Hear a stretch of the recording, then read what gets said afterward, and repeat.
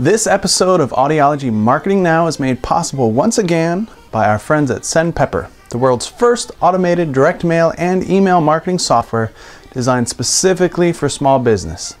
You can sign up for a free trial at sendpeppersuccess.com.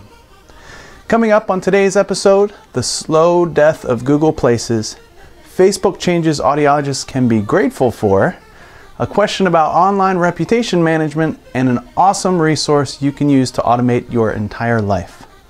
I'm Matt Perry, and this is the show that helps audiologists like you get what they really want: more happy patients and more profits.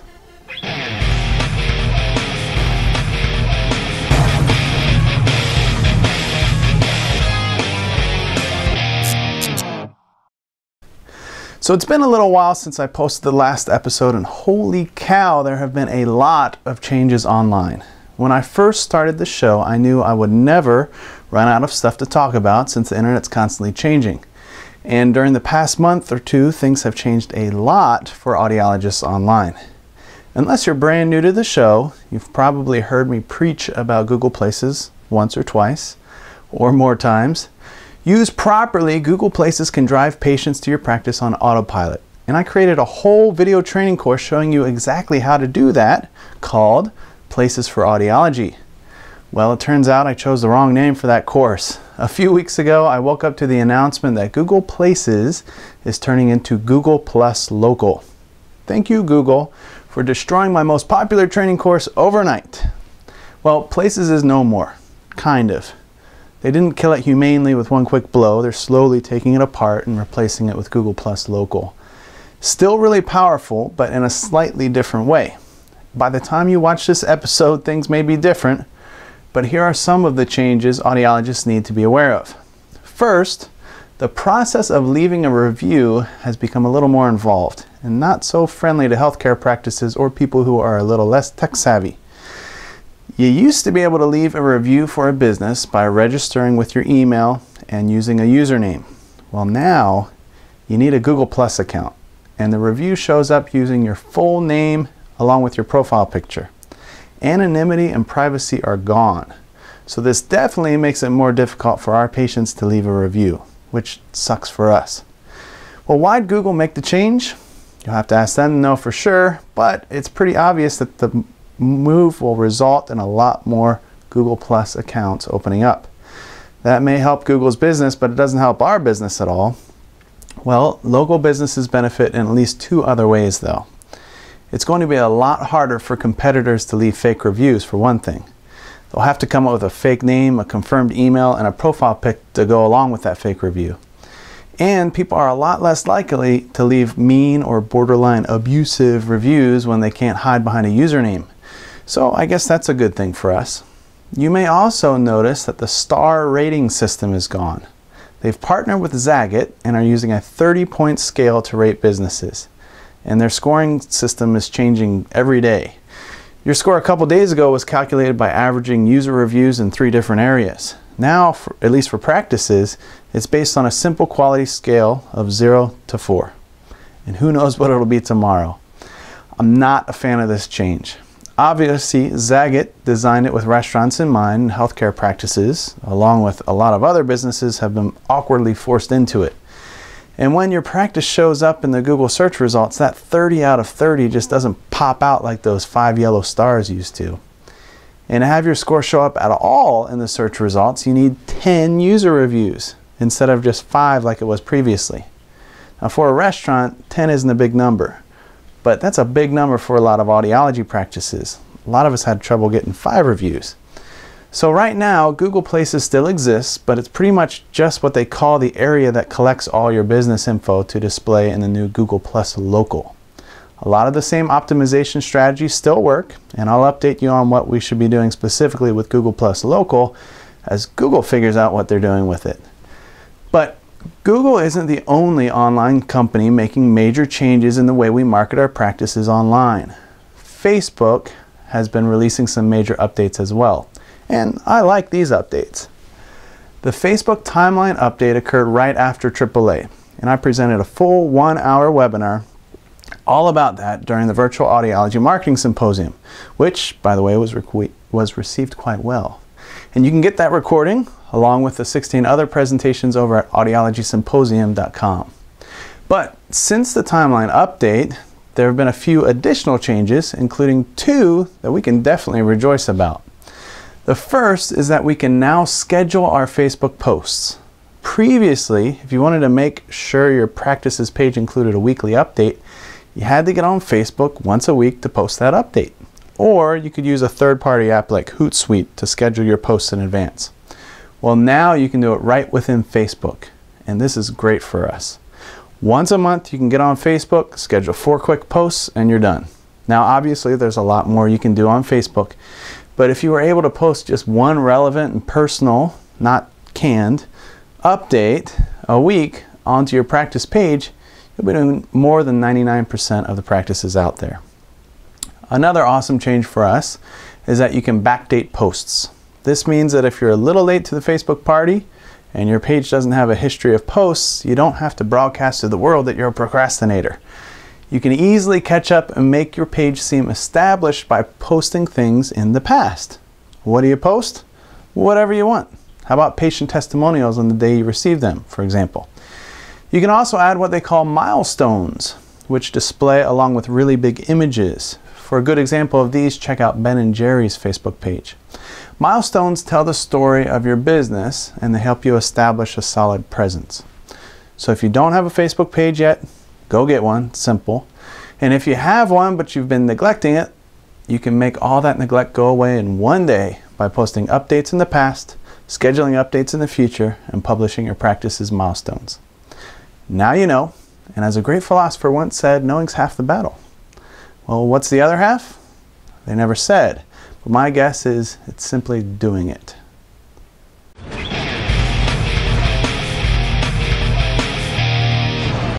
Today's question comes from Mark in Florida. Mark asks, Matt, how do I find out what patients are saying about me or my practice online? Which is something we need to be thinking about these days. With the popularity of review sites and social media, everyone has the ability to become loud and opinionated. And the anonymous nature of the internet means that competitors, or anyone else who feels like it, could leave fake reviews for your practice as well. You may be trying your hardest to keep the customer satisfied, but online you get slandered, libeled, you hear words you never heard in the Bible. Just trying to keep your customers satisfied. Anyway, there's an entire industry out there dealing with online reputation management. I hear ads for them all the time on the radio. You can pay these companies to notify you when people post negative reviews or comments about your practice, so you can respond to those comments quickly. And that's one way a practice could keep track of what people are saying about them online. But these services are kind of pricey, and most of them aren't really designed for businesses like ours. They're tailored more towards the larger companies that receive multiple comments daily across the entire internet. So many comments they can't keep track of them all on their own. And as that business accumulates these negative comments, the reputation management service does their best to bury the negative stuff amongst the positive stuff, often creating blogs and specialized websites for the company, so that when people Google the company name, they see all the good stuff and not the bad stuff, which is a helpful service, but probably a little overkill for most of us. For most audiology practices, I recommend doing your own online reputation management. And if you're doing a good job, you shouldn't receive too many negative comments or reviews to begin with. And if you reply appropriately to those you get, they shouldn't damage your reputation much. You just need to know about them so you can reply to them quickly. So, how do you find out what people are saying about you online? Well, the simplest way is to Google yourself. Type the name of your practice into Google, see what pops on the first few pages. Then do it again with the name of your clinicians and see what pops up. With a business as small as a local audiology practice, any comments or reviews about your practice are likely to show up within the first couple pages of Google. And if you can't find them there, chances are prospective patients aren't going to run into them either. So you don't have to worry about those comments anyway. But you have to do this frequently. You don't want a negative review to be out there for 3 months before you even know about it. Another thing you can do is set up a Google alert for your practice name and the names of your clinicians. This means anytime Google picks up a mention of your name on the internet, they'll send you an email letting you know about it. And you can set this up within 30 seconds at google.com/alerts. I love Google Alerts. But you can't rely on it alone either for your reputation management. For example, if one of your competitors leaves a review on Yelp about how you're ugly and your office smells funny, but they don't specifically mention your name, well, you're probably not going to get an alert for it. But a Google search will pick it up because your practice name is listed elsewhere on the page. So periodic Google searches are still necessary. So if you want to stay 2 steps ahead of the shoe shine, sign up for Google Alerts and frequently Google yourself. It's simple, it's free, and it's probably the best option out there for most audiology practices.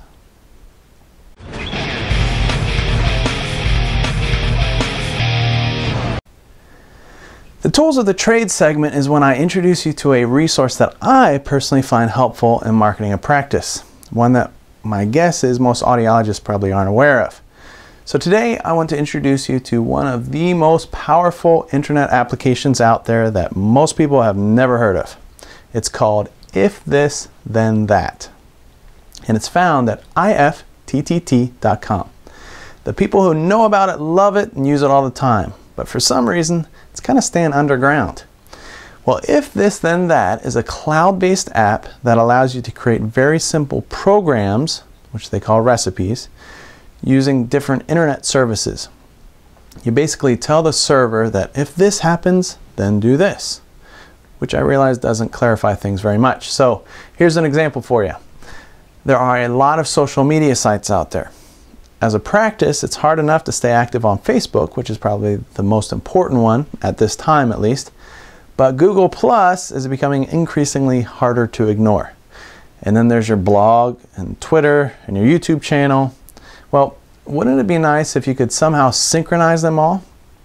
Well, If This Then That allows you to do that. You can write a recipe that says, if something new shows up on your Google Plus page, then automatically post it to Facebook. And it happens. Automatically. Every time. You write one update, you have it show up in 2 places. And that's just the beginning, of course. By daisy chaining these recipes together, you can do some crazy stuff. Let your imagination run wild. And If This Then That isn't just for social media or business uses. Let's say you want to receive a text message if the weather report says it's about to rain. You can write a recipe that makes that happen. In fact, it's one of the most popular recipes on If This Then That. Why would you want this? I don't know. Maybe you like leaving your car windows down and want a chance to roll them up before it starts raining. I don't know. But why you want this is not the point. The point is you can make it happen really easily for free. Or how about this one? Every month at a certain time, send me an email. This could be really useful for reoccurring tasks. If you want to make sure you post an update on your Places or Google Plus local page once a month, you can schedule yourself an email with a link to your page, reminding yourself to post an update. And that link will send you right where you need to go. There are literally thousands of recipe combinations out there. And If This Then That publishes the recipes other people are making so you can check them out and activate the recipes you like for your own use. Check it out at ifttt.com. Well, that's it for today's episode. Thanks again for watching, and thanks for all the positive comments and words of encouragement about the last episode. As far as I'm aware, at this time, Oticon and Healthy Hearing still haven't changed their marketing strategy, but we definitely raised a lot of awareness. More than 1,500 people watched that episode. And we helped a lot of individual practices with their online presence. I know a lot of people contacted them to express their concerns and have their listings removed. Well, hopefully with time, things will change. In the meantime, I'll be focusing on all these crazy changes that are happening online. So be sure to tune in next time to learn more modern marketing strategies designed to get you more of what you really want. More happy patients and more profits.